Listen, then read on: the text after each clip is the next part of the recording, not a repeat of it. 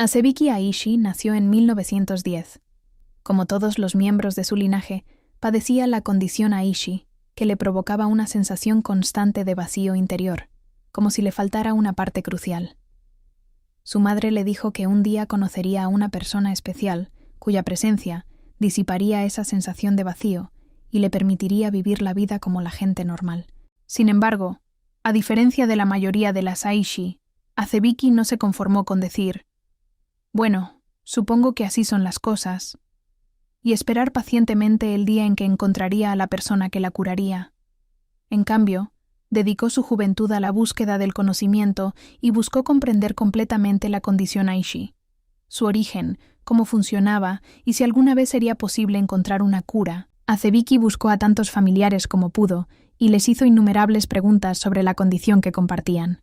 ¿Cómo describiría cómo se sentía antes de conocer a su ser querido y cómo se sintió después? ¿Qué edad tenía cuando conoció a la persona que le quitó la sensación de vacío? ¿Sigue sintiendo la condición con la misma intensidad que antes? ¿Hubo alguna vez un miembro de nuestra familia que no padeciera esta condición? La exhaustiva investigación de Asebiki estableció varios hechos. 1.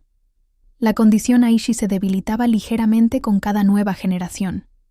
Los Aishi que nacieron más recientemente eran menos huecos y entumecidos que sus antepasados más antiguos. 2.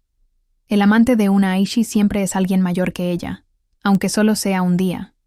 Esto llevó a Asebiki a usar la palabra senpai para referirse a cualquier persona que alivia los síntomas de la enfermedad de Aishi. 3. Con cada año que pasaba en presencia de un senpai, los síntomas de la condición Aishi se atenuaban gradualmente. En teoría, un Aishi ya no dependía de su senpai después de un cierto número de años. 4.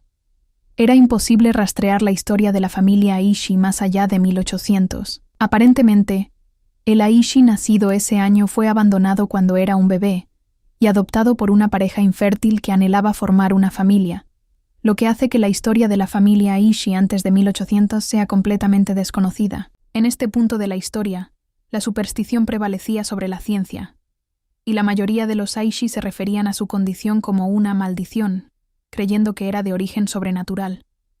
Sin embargo, ningún Aishi vivo podía explicar por qué su linaje había sido maldecido, ni si existía alguna forma de romper la maldición. Asebiki era extremadamente reacio a referirse a la condición con la palabra maldición, convencido de que sería mucho más apropiado clasificar la condición Aishi como una enfermedad hereditaria. Asebiki estaba obsesionada con comprender plenamente la herencia biológica, los rasgos dominantes, los recesivos y la idea de los genes, un concepto relativamente nuevo en aquel momento de la historia.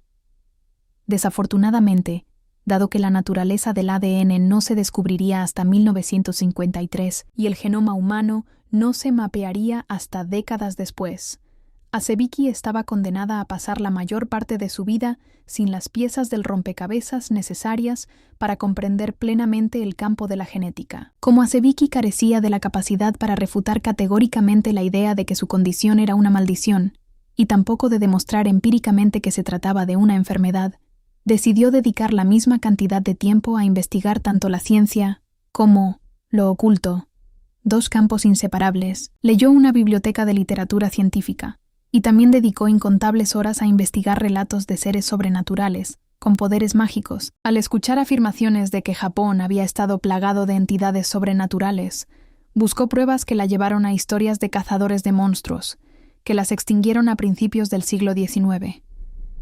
Estas afirmaciones la llevaron a afirmar que estos cazadores de monstruos provenían de una tierra extranjera, lo que la llevó a cuentos de criaturas extranjeras que chupaban sangre, devoraban sueños, y de alguna manera se alimentaban del amor mismo. Sin embargo, nunca pudo confirmar decisivamente estas historias y cuentos de hadas descabellados. Finalmente conoció a su senpai a los 18 años, en 1928. Resistió con fuerza el impulso de asesinar a las otras mujeres que lo perseguían, deseando demostrarse a sí misma que no era esclava de su condición hereditaria. Pero, como la mayoría de sus parientes, finalmente sucumbió al deseo de derramar la sangre de cualquiera que se interpusiera entre ella y su ser querido. Mataba con una eficacia increíble. Su inteligencia inigualable la convirtió en una de las Aishi más astutas de la historia. Poco tiempo después de conocer a su senpai Asebiki, Dio a luz a una hermosa niña en 1930. Aunque vivió la Segunda Guerra Mundial, no participó en ella de forma sustancial. Su hermana menor, sí, participó en la guerra. Pero esa historia se contará por separado. Azebiki ha vivido una vida notablemente larga. A pesar de haber nacido en 1910, sigue viva en la actualidad. Con más de 110 años, es la Aishi más longeva y es reconocida como uno de los seres humanos vivos más longevos del mundo. Su ingenio no se ha debilitado con el tiempo, y en las reuniones familiares de los Aishi es una fuente de información, siempre dispuesta a compartir sus conocimientos con los Aishi más jóvenes que buscan comprender su condición. Azebiki ha expresado una intensa fascinación por Ayano, quien parece ser una excepción a algunas de las reglas de la condición Aishi. Por ejemplo, Ayano parece padecerla con mayor intensidad que cualquiera de sus parientes vivos, lo que desafía la creencia de que la condición disminuye con cada generación. Azebiki ha examinado a Ayano a fondo y la ha descrito como diferente a cualquier otra Aishi que haya estudiado. Pero nunca ha podido explicar la razón. Su senpai falleció hace décadas. A pesar de haber pasado la mayor parte de su vida dependiendo de él como medicina para aliviar los síntomas de su enfermedad hereditaria, no parece verse afectada negativamente por su ausencia.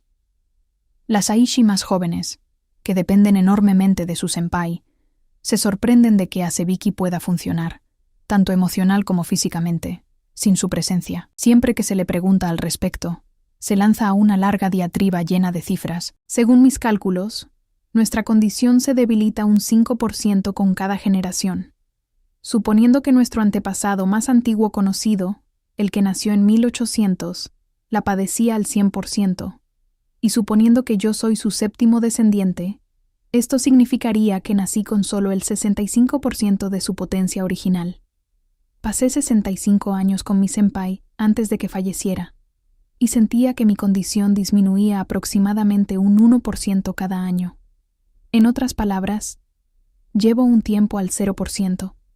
Estoy curado. A la mayoría de las Aishi les resulta difícil seguirle el hilo cuando recita números y porcentajes de esta manera.